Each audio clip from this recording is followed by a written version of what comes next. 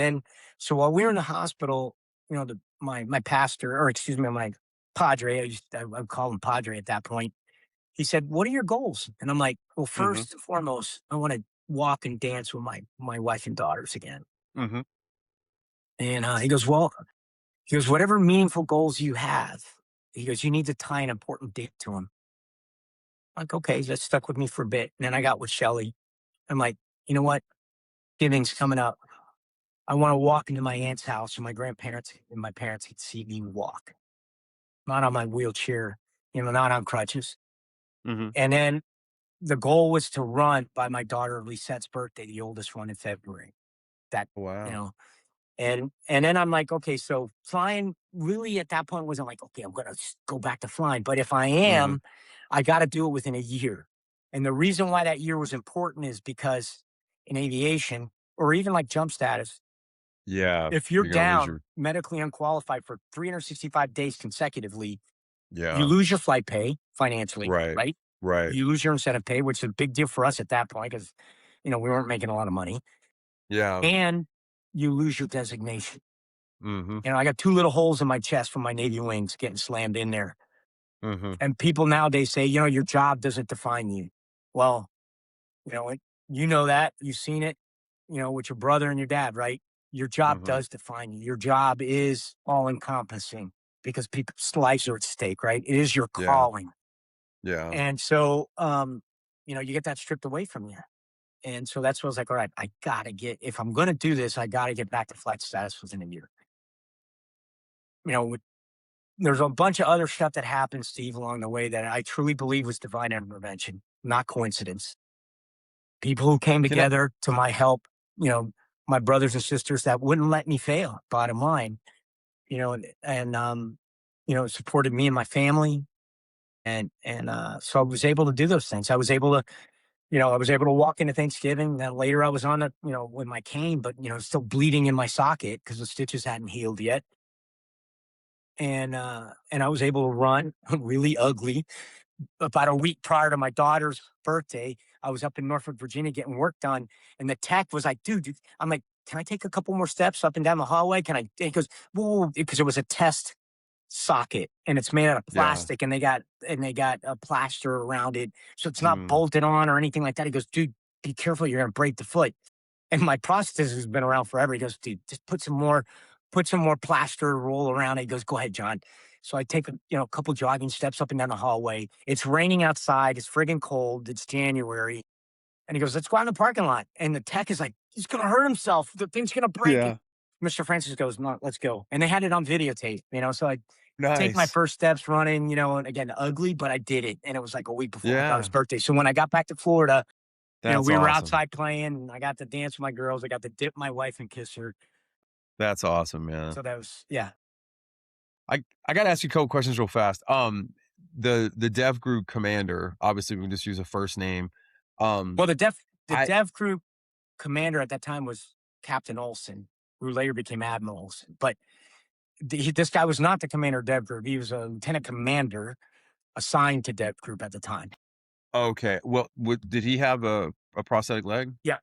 He, So yeah. I think Don Mann, who was just on the show, knows him Well, yeah, he because I does. think he mentioned Yeah. him. So that's crazy how there's Yeah. But that out of connection there. respect, and a lot of guys know his name and they say it freely, but out of respect, and his name's in the book, not in this version, in a later version, because Admiral Mm. McRaven said just, he Yeah, yeah, yeah. so, um, everyone and I put by name, full name in the Mhm. book. I got their permission first, right? Right, right, And I right. Well, hadn't been able I to was get just a tying hold. it Yeah, together. It's I kind of hadn't been cool. able to get Like a hold of Pete. So I'm like, mm. but everybody in the community knows who this guy is and Yeah, knows yeah, the yeah. incredible stuff he's done for our country. Well, and I just brought it up because Don mentioned him in the show, and I don't want to say his name or anything, but it's just Yeah. cool how it's come back around. And then I wanted to ask you, so did you go back to the Navy or did you stay in the Air So Force? Because I missed yeah, that part. so So it was a 4-year exchange, right? My oh, boss was okay, telling that me makes you still sense. owe me 2 more years at least. The Navy was going to take me. They wanted me to come back, and it was interesting because again, I think if I was just a Navy guy in a Navy squadron, hmm this might have not happened. If I was an Air Right. Force guy in a special ops Air Force squadron, this might have not happened. I think because of Mhm. this exchange tour, right, and the fact that I was with the platoon from SEAL Team 4, and Pete Mhm. got involved, and then Senior Chief. Uh, I think all these things just came together at the right place at the right time to make it happen. Because remember, back Mhm. then, nobody was on active duty doing this stuff. We didn't Right, have right. those programs like they do have now, like the Care Coalition or the Warrior programs. Shit, the Mhm. hospitals didn't even know how to stock any prosthetic parts. Yeah. The company, there was a company, and I'll say their name right out. Ohio Willowwood at the time. Now they've changed their name. The owner's Bob Abergast, who's an engineer, owned this company forever. Mr. Francis went to work for them, and he said, "Look, I have Hmm, 3 sons that you got to take care of for the rest of their lives." hmm. And the owner made that promise. And for 15 years, the Air Force or the VA never paid for a leg. Ohio Wow. Willowwood made us our legs. Mr. Francis fit us. We used to go back in the shop and work on the legs. There's no way a prosthetist is going to let you go back in the shop and work on your own leg, because he knew Right. that we would have to be out in the field and take care of our own equipment. And we treated Yeah. it as such. There was Rat, Senior Chief Rat, who said, "John, this is operational gear, dude. Like, Mhm. we're jumping out of airplanes with it. You're going to be flying in a cockpit with it. This is not medical gear. This is freaking operational gear." And that's the way we Yeah, treated yeah. it. What was that first flight like for you when you got back in the seat? It was awesome. So my I first bet. flight was with Mr. Francis in his Cessna Nice. 152. And Okay. he goes, "You can do this. You just got to figure it out." He's letting me adjust the seat, how to, adjust the pedals just right. And then I went up in his Cessna 206. And helicopter's a little more complicated, Oh, especially yeah. an H-60 or a 53, because you got toe brakes Mhm. and you got these little micro switches and stuff. And so it worked out that the angles were just right. I just had to move Hmm, my seat up a little more forward. And if I flew with armor plating, I had to take my back plate off so that I could mm. just so that the cyclic wouldn't be all the way up in my crotch. And I just taxied, on the ground a little bit more gingerly. In fact, the maintenance guys Yeah. used to give me crap. "Hey, sir, the left puck is a lot more worn because you're mashing it with your foot, right?" And they paint disabled parking spots on the helicopter spot, Oh, man. that kind of. All right. So my first flight, my first after, I mean, again, there was all kinds of red tape and stuff. It's in the book. Well, I'm I sure, I'm had a sure. board just like Men of Honor, when I'm standing at attention and all these people are voting. Yeah. And my drill instructor was there. My Hmm. AOCS drill instructor No showed up kidding. 10 years later. I don't know if you got to that part Wow. yet, Not yet, not right? yet, no. So yeah, Master Gunnery Sergeant Holtree, United States Marine Corps, because you got to say the whole thing, That's right? Yeah, you do, you gotta say it, yeah. He showed up and told the admiral, he goes, "Hey, this I'm support." I mean, he's in his class A's at this board, and he goes, "Master Guns." He was a senior Marine on Naval Air Station Pensacola. He goes, "What?" Or senior, enlisted Marine. Admiral goes, Mhm. "Hey, what are you doing here?" And he goes, "Sir, I'm here to support one of my officers that survived my class back in 1987. If he can get through me, he Wow. can get through anything." That's So awesome, it's a man. pretty cool story, That's very cool. it's true, So Master Guns, although I hated him at first when he was Gunnery Sergeant Holtree, Yeah. he, yeah, he's a godsend. So, my first flight with Tommy Hall finally gets approved. The night before, he gets word from the Air Force staff, "Yes, you could do this." A week Hmm. prior, because it was when I went through all this board formal stuff, and so it was July when the medical guys voted that yes, you can go back to flying. And then it had to get staffed all the way in naval, the chief of naval operations staff and BUPERS, bureau personnel, and then the chief of staff, the CNO's office. And then it had to go to the Air Force because I'm in an Air Force squadron so that they can allow me to fly. So they're going back and forth, all this crap. Finally, on September 3rd or 4th, my commander gets a phone call. Clear to go, we're good to go. We'll send the paperwork to follow. That night, he changes the flight schedule to put me on the flight the next day. He goes, "Johnny, we're flying tomorrow." And Shelly had to go to work. She couldn't take off of work.